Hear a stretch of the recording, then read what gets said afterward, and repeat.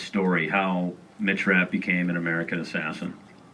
And there's a lot of stuff in the books that allude to why he became an American assassin. I mean, it's not the kind of job that, you sit down and talk to your career counselor about in college one day and say, I'm pissed off at the world and I'd like to learn how to kill people. So I set that scenario up, and I enjoyed writing this book more than any of the other 11. It was actually fun, and it was fun for a variety of reasons. It was interesting to go back and find all these things about Rapp. It was also fascinating about taking this character Stan Hurley that I've written about in the past and show Stan 20 years earlier and what he was like, to resurrect Thomas Stansfield, who's actually alive in this book, obviously, and is involved in things. And Irene Kennedy, when she is not as much the ice lady. She's a little younger, and she hasn't, Stansfield hasn't quite taught her all of the tricks of the trade yet. So she shows some emotion in this book that she's never shown in the other books. But I think the scene stealer in this book is Stan Hurley.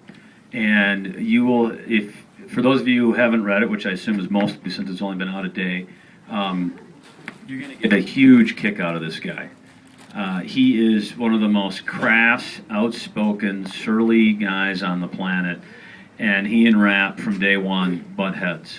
And I can't tell you the ending, obviously, but needless to say, Rapp rises to the occasion, and these two end up, well, I can't wait to write the next book.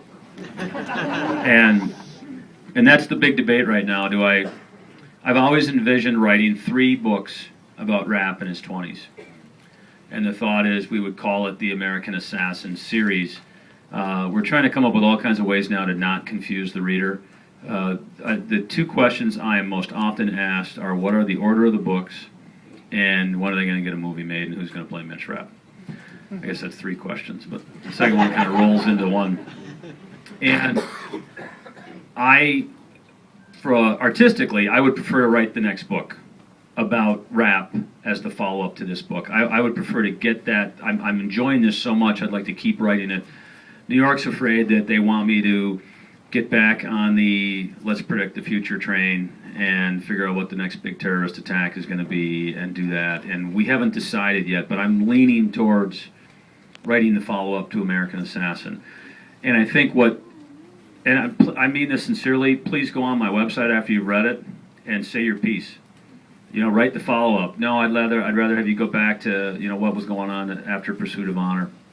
Because it does matter to me, and it's gonna give me some strength to say to New York one way or another what I think I should do. And I've already sketching out both. I'm sketching out both ideas right now, and I'll refine them usually in airplanes over the next month. And then, come January 1st, I've got January 8th or whatever it would end up being. I've got to sit down and start kicking out the next book. So I could use some help in the next month if anybody feels strongly after reading this book what you'd like me to do.